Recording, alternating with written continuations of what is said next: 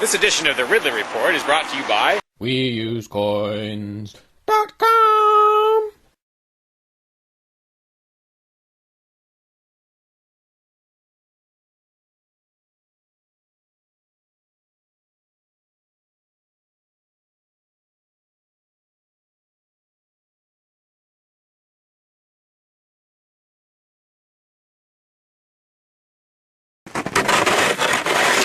When I was out there a couple years ago, I tried to do a video. I got rid of some of the ice and did a little video about it, suggesting maybe that I shouldn't be the only one. I don't think anyone even paid any attention, unless I'm missing something.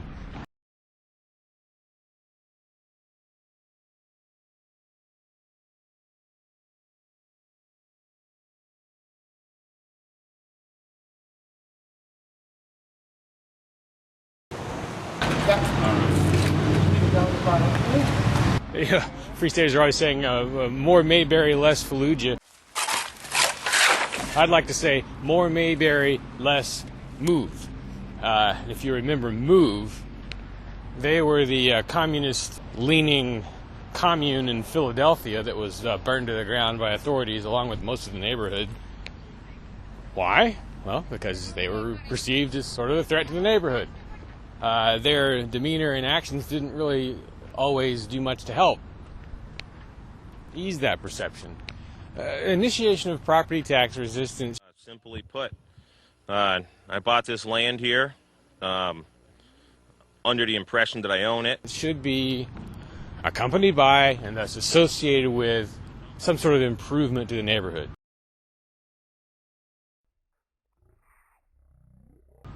I mean, if you so much as sit on the porch at the CAC and have a conversation, there's a pretty good chance you're going to disturb some neighbors because they're that close. Imagine how much negativity there's going to be toward the CAC, toward Ian, as the place starts to become a real ground zero of some kind of property tax revolt. Because a lot of things will probably have to be done at or near the CAC to harden it in some way against the authorities.